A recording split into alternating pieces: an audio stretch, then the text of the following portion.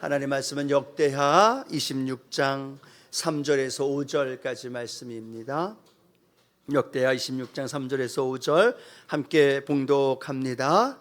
우시야가 왕위에 오를 때에 나이가 16세라 예루살렘에서 52년간 다스리니라.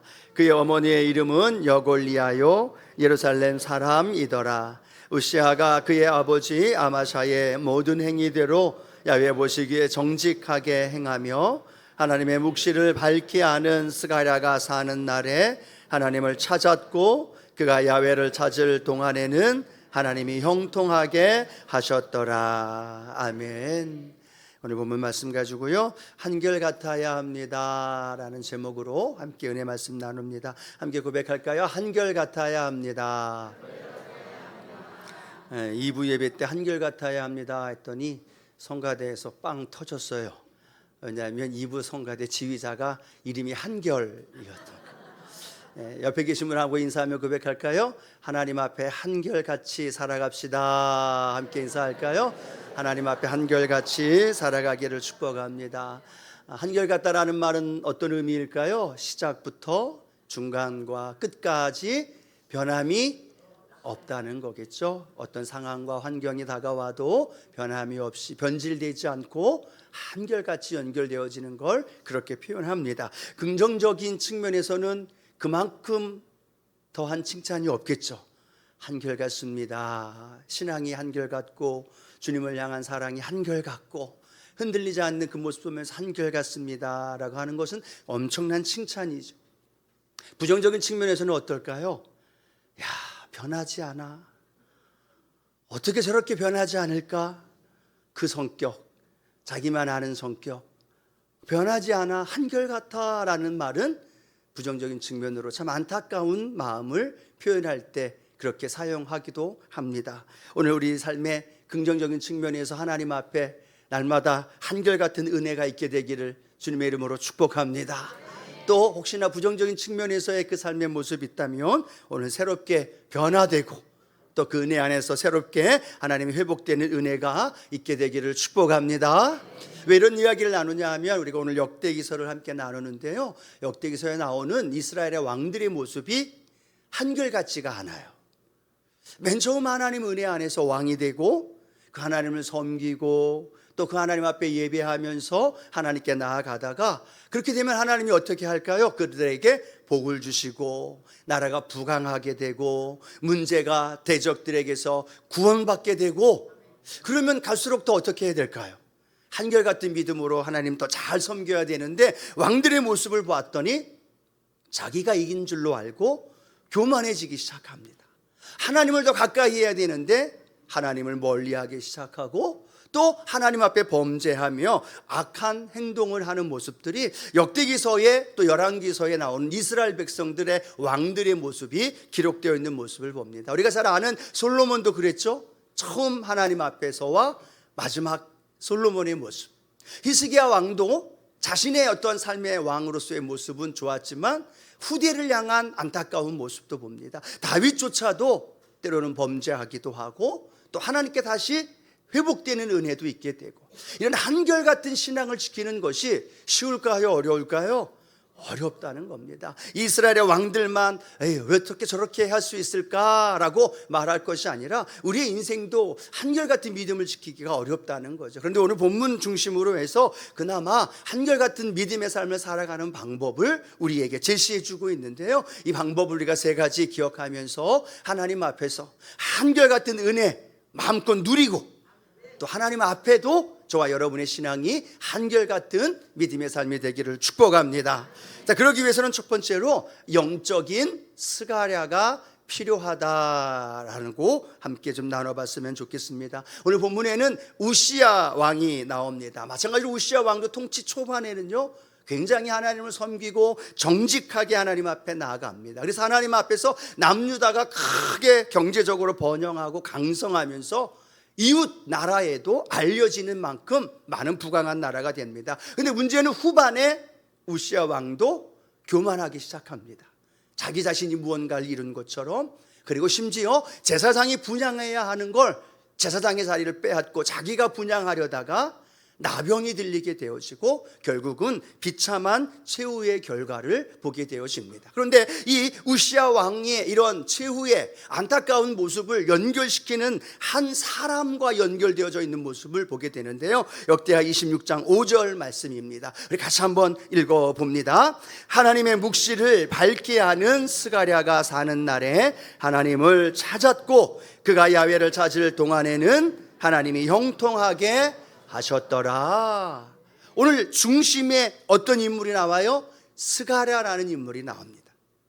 우시야 왕의 인생 속에 하나님의 묵시를 알고 있는 스가랴가 사는 날에는 하나님을 찾았어요.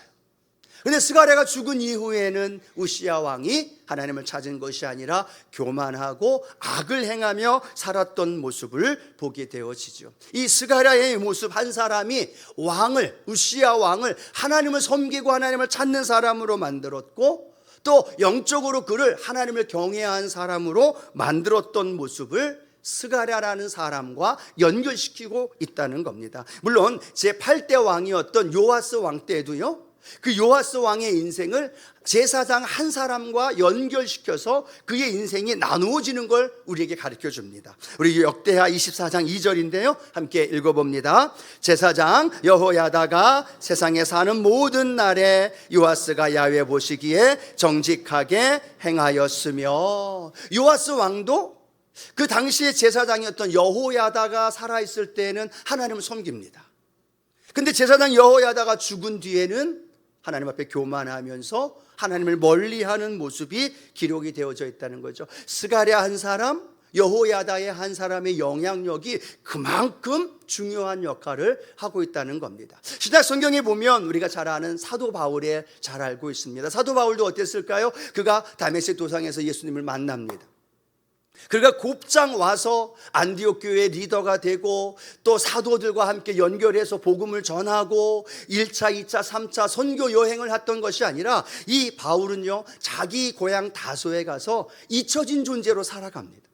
아무도 사울을 찾지도 않고 잊혀진 존재로 살아갑니다. 그런데 그 사울을 누가 발견했느냐?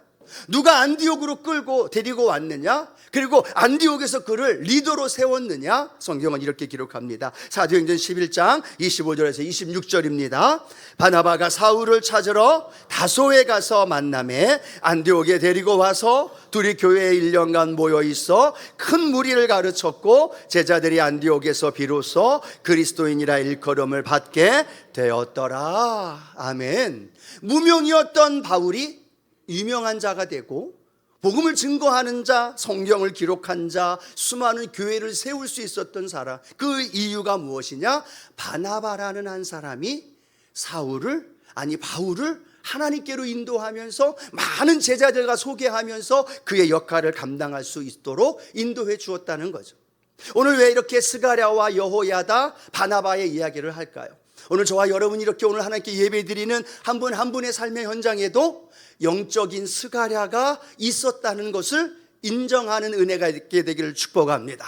나 혼자 있게 되어지는 것이 아니라 내가 지금 장로님이 되고 권사님이 되고 믿음의 성도들이 되고 이 자리에 나와 예배드릴 수 있는 은혜는 나 혼자 된 것이 아니라 영적인 스가랴가 있었다는 거예요.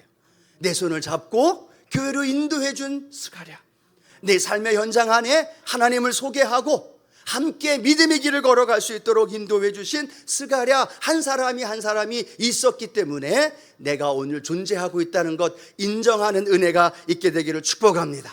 근데 더 나아가서는요, 내가 존재하는 것이 영적인 스가랴가 있었기 때문만이 아니라 오늘도 나에게는 영적인 스가랴가 필요하다는 거예요.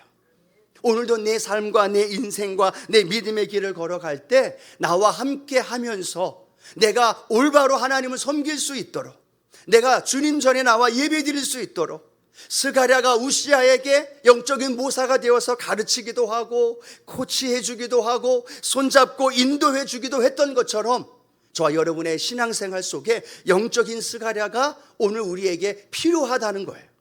나 혼자 믿음을 지키는 것이 아니라 내 삶의 현장 안에 영적 스가랴가 있다는 사실을 내가 인정할 때 우리는요, 내 옆에 있는 성도님들을 진심으로 사랑할 수 있고 나와 함께하고 있는 성도님들을 주의 사랑으로 사랑할 수 있고 그 사랑 안에 연합되는 은혜가 있게 될 줄로 믿습니다.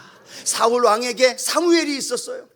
그래서 사울 왕이 잘못할 때, 실수할 때 왕이시여 그러면 안 됩니다, 하나님 앞에 범죄하는 겁니다 라고 이야기를 해주는 사무엘 선지자가 있었어요. 다윗에게는 누가 있었을까요? 그가 밧세바를 범한 이후에 나단 선지자가 찾아와서 책망하죠. 당신이 이런 잘못을 저질렀어. 감히 왕에게 누가 그 이야기를 합니까?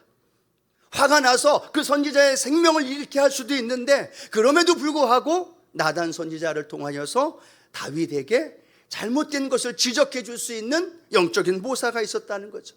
히스기야에도 이사야 선지자가 있었고, 우리 조영기 목사님에게도 제자실 목사님이 있었고, 또 저와 여러분의 삶의 현장에도 내 주변에 나와 함께하고 있는 믿음의 동역자, 때로는 믿음의 선배, 때로는 믿음에 함께 나누는 성도님들이 저와 여러분의 삶 가운데 함께하고 있음을 기억하기를 축복합니다.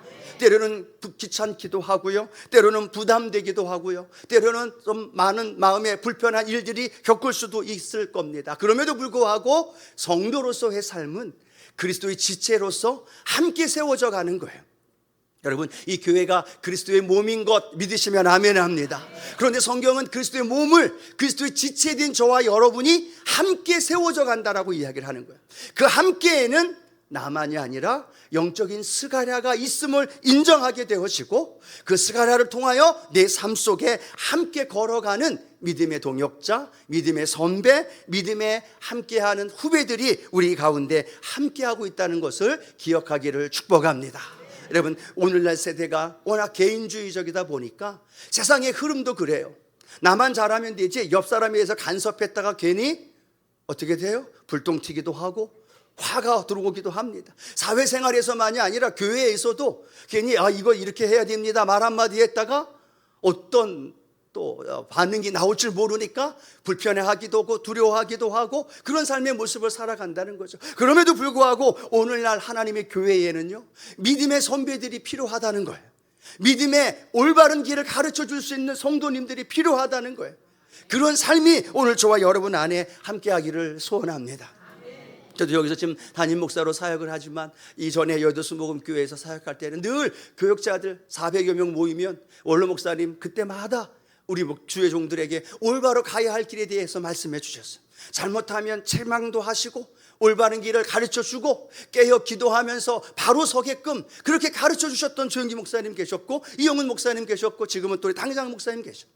그분들이 나에게 들려주시는 말씀 한마디 한마디가 얼마나 힘이 되는지 몰라요. 내가 잘 가고 있나? 내가 지금 목회자로 내가 신앙을 잘 살아가고 있나? 내가 잘 알지 못하는데 신앙의 선배들이 한마디 해주시면서 권면해 주시고, 때로는 위로해 주시고, 때로는 함께 손잡아 주실 때 그게 얼마나 큰 힘이 되어주는지 모른다는 거죠. 여러분, 신앙생활 속에 우리 교회 안에서 함께 공동체로 살아갈 때 여러분에게 신앙의 권면을 해주는 영적 스가랴가 계시나요? 계시나요? 질문이에요. 계시나요? 교회를 몇 주 안 나와도 교회 나와야지, 예배 드려야지 전화 한번 해주고 함께 권면해주고 손잡아 주시는 영적 스가랴가 여러분 주변에 계시나요? 한 주가 나오고 안 나오고, 두 주가 돼도 안 나오고, 세 주가 되고 안 나오고, 몸은 지치고 힘들고 외롭고 마음이 아프고 상처받았는데도 한 사람도 연락이 오지 않는다면 그것만큼 안타까운 사람이 어디 있겠어요? 교회 예배 시간에 늦게 들어오든 일찍 들어오든 어떤 모습으로 예배를 드리든 누구 하나 터치하지 않아요. 왜요? 말 잘못했다가 더 큰 일이 나니까. 이게 사회적인 분위기고 교회적인 분위기예요. 그런데 그게 아니잖아요. 올바로 내가 믿음의 길을 걸어가고 있는지, 선배 장로님이, 선배 집사님이 아니야, 그렇게 하면 안 돼, 교회 좀 더 일찍 와서 예배 드려야지, 예배 드릴 때 이렇게 신앙생활 해야지, 함께 교회에서 우리 챌린지 하고 있는데 함께 챌린지 하면서 성경도 좀 쓰고 함께 구역 예배 드리고 함께 해야지. 아멘 하시는 분이 한두 분밖에 없어요. 여러분, 이런 말을 해주시는 분이 계시다는 게 그게 행복함이에요. 그게 기쁨이고 그게 은혜예요. 아무도 그 얘기를 해줄 수 없는 나 자신의 모습, 혹시 그런 성도님 계시나요? 오늘 그렇다면 믿음의 영적 스가랴를 만나는 은혜가 있게 되기를 축복합니다. 내가 잘못할 때 심하게 혼내줄 수 있고, 내가 잘못된 길로 갈지 몰라서 나를 위해 기도해 줄 수 있는 분이 있고, 영적 스가랴, 이 스가랴가 있을 때에는 우시야 왕이 하나님을 찾았어요. 근데 그가 떠나자 그가 스스로 교만해지고 자신이 그 모든 걸 이룬 것처럼 착각하면서 하나님 앞에 범죄했던 모습이, 내 옆에서 나를 향해서 말 한마디 해주시는 영적인 스가랴가 있는 것이 행복함을 기억하면서 하나님, 내 삶의 자리에 함께 동행해주는 영적 스가랴가 내 주변에 있게 하여 주옵소서. 여러분, 구역 예배 드리십시다 라고 전화 오면 행복해 하세요. 할렐루야. 성경 필사하고 또 성경 통독에 함께 하십시다, 봉사하면서 성가대하면서 함께 신앙생활 하십시다 라고 연락하고 전화 받고 또 이렇게 아는 척 해주는 분이 있는 것 행복해 하시기를 축복합니다. 그것조차 없이 외롭게 신앙생활하는 것만큼 안타까운 일이 어디 있겠어요. 오늘 저와 여러분의 삶의 자리, 영적 스가랴가 한 분, 두 분, 세 분, 그것이 가족일 수도 있어요. 그러나 가족은 또 한계가 있으니까 영적인 성도들이 될 수가 있어요. 또 영적인 성도 안에서 주의 종과 관계 속에서 함께 그 일을 이루어 갈 수 있는 믿음의 성도들 되기를 주님의 이름으로 축복합니다. 우리 성도들과의 관계 속에서요, 저랑 전화 통화해 보신 분 계시나요? 저랑 카톡으로 연결되어 있는 분 계시나요? 저랑 얼마만큼 통화가 자주 되어지는 분 계시나요? 안타까운 건요, 성도님이 교회 성도인데도 제가 모르는 분이 너무나 많아요. 신방을 하고 찾아가서 그분과 함께 아픔을 나누고 기도해주고 함께 공유해야 되는데 제가 알지 못하는 성도가 너무 많아요. 제 전화번호에 우리 성도의 이름이 안 적혀 있는 분이 혹시나 있을지 않을까라는 거에 대한 두려움도 있다는 거예요. 그런 영적인 스가랴가 우리가 서로 연결되어져서 힘들 때 위로받고, 할렐루야, 문제가 있을 때 나를 위해 기도해주고, 내가 잘 가고 있는가 모를 때 내 뒤에서 올바른 길을 좀 제시해 줄 수 있는 그러한 영적 스가랴가 이 시대에는 필요하다는 사실, 오늘 저와 여러분 안에 그 은혜가 있게 되기를 주님의 이름으로 축복합니다. 두 번째로는요, 영적인 스가랴가 필요한 존재만이 아니라 저와 여러분이 이제는 영적인 스가랴가 되어지기를 축복합니다. 영적인 스가랴가 필요합니다라는 건 어린아이와 같이 의존적인 측면이라 한다면, 영적 스가랴가 되어지는 건 내가 이제는 성숙한 신앙으로 나만이 아니라 내 옆에 있는 성도들, 함께하고 있는 분들과 연결지고 있다는 사실을 우리에게 설명합니다. 역대하 26장 5절 세번역 성경에 이렇게 기록되어 있는데요, 함께 읽어봅니다. 그의 곁에는 하나님을 경외하도록 가르쳐주는 스가랴가 있었는데, 스가랴가 살아있는 동안 우시아는 하나님의 뜻을 찾았다. 그가 주님의 뜻을 동안은 하나님께서 그가 하는 일마다 잘되게 하여 주셨다라고 말합니다. 그의 곁에는 하나님을 경외하도록 가르쳐주는 스가랴가 있었다. 이 우시아 곁에 있었던 스가랴, 이제는 우리가 한 단계 더 나아가서 우리 주변에 있는 힘들고 어려운 이들, 때로는 믿음의 길을 걸어가는 성도님들의 삶의 현장 그 곁에 저와 여러분이 있게 되어지기를 축복합니다. 그들의 손을 잡아주고 그들과 함께 연결되어지고 그들과 함께 믿음의 길을 걸어가 줄 수 있는 영적인 스가랴. 여러분, 예수님 믿은 지 10년 이상 되고 20년 이상 되고 재직이 되고 중직이 되고 또 그런 믿음의 길을 걸어가고 있다면, 이제는 나만을 요구하는 것이 아니라 이제 내가 영적 스가랴가 돼야죠. 힘들고 어려운 사람들 곁에 있어줘야죠. 문제 속에서, 절망 속에서 신음하고 있어요. 코로나 걸리고 감기 걸려서 아파하고 힘들어 하는데 그들 곁에 누가 있어줘야 될까요? 세상 사람들, 세상 친구들 없잖아요. 그러면 믿음의 사람들이라도 그들 곁에 서서 함께 하면서 믿음의 길을 가르쳐주고 함께 손잡아주고 함께 믿음의 그 걸음을 걸어가 줄 수 있는 복된 성도님들 되어지기를 축복합니다. 여러분, 베드로가 예수님 올바로 만나고 성령 받기 전에는 천방지축이었습니다. 나서기 좋아하고 또 그냥 감정적으로 칼을 휘둘러서 말고의 귀를 잘라내기도 하고, 또 주님 앞에서 주님을 모른 척하고 부인하고 외면하는 안타까운 모습, 천방지축의 그 모습에 이 베드로의 모습을 봅니다. 그런데 그가 주님, 부활하신 주님 만나고 성령 받은 다음에 그의 인생이 완전히 변화되어집니다. 그의 인생이 이제는 자기 혼자의 신앙이 아니라 초대교회의 리더가 됩니다. 조직의 리더가 되어줘서 수많은 성도들에게 말씀을 가르치고 사랑으로 양육하면서 그들을 올바른 길로 인도하는 베드로가 되어집니다. 여전히 연약한 부분도 있습니다. 여전히 한계도 있습니다. 그럼에도 불구하고 고난과 힘들어하는 영혼들에게 베드로 전서와 후서를 기록하면서 고난 속에서 이겨내십시오. 문제와 어려움 속에서 절망하지 마십시오. 많은 사람을 위로와 격려해주는 하나님의 사람으로 바뀌어진 줄로 믿습니다. 그것이 베드로전서 4장 16절 말씀인데요, 함께 합니다. 만일 그리스도인으로 고난을 받으면 부끄러워하지 말고 도리어 그 이름으로 하나님께 영광을 돌리라. 누가 쓴 말씀일까요? 베드로가 쓴 말씀입니다. 베드로가 뭐라고 얘기하고 있어요? 만일 그리스도인으로 고난을 받으면 부끄러워하지 말고 그 이름으로 하나님께 영광을 돌리라는 거예요. 베드로는요, 고난 받을까봐 예수님 모른다고 부인했던 사람이에요. 고난 받을까봐 예수님은 부인하고 저주하고 맹세했던 사람이에요. 고난 받을까봐 그 고난을 회피했던 사람이 베드로예요. 근데 그가 성령 받고 은혜 받고 변화되어지니까 이제는요, 고난 당하는 사람들에게 편지를 써서 그 고난 때문에 부끄러워하지 마세요. 그 고난 때문에 절망하지 마세요. 그 고난 때문에 슬퍼하지 마시고 그 고난으로 인하여 하나님께 영광 돌리세요. 그들을 위로해주고 세워주고 격려해주는 사람으로 바뀌어졌다라는 사실. 여러분, 은혜 받은 사람, 하나님 만난 사람은요, 자기만을 위함이 아니라 내게 주신 그 은혜를 흘려보내주고 또 그 은혜 안에서 서로를 감싸주고 그 은혜 안에서 서로가 연합되어져 영적인 스가랴가 우리 모두가 되어지는 복된 삶이 되어지기를 축복합니다. 왜 그럴까요? 목회자만 하면 되나요? 장로님만 하면 되나요? 아니요, 모든 성도들에게 주신 하나님의 직분이라는 거죠. 고린도후서 5장 18절 함께 합니다. 모든 것이 하나님께로서 났으며 그가 그리스도로 말미암아 우리를 자기와 화목하게 하시고 또 우리에게 화목하게 하는 직분을 주셨으니 라고 말합니다. 이 뒷부분이 중요한데 안 읽으셔서 뒷부분만 한 번 더, 또 우리에게, 시작, 또 우리에게 화목하게 하는 직분을 주셨으니. 어떤 사람에게요? 하나님과 화목한 사람들, 하나님과 화목하신 분들만 하면 우리는 예수 그리스도 안에서 하나님과 화목한 존재입니다. 그렇다면 우리에게 주신 직분은 우리로 인하여 더 많은 사람을 하나님과 화목하게 하는 직분을 주셨다는 거예요.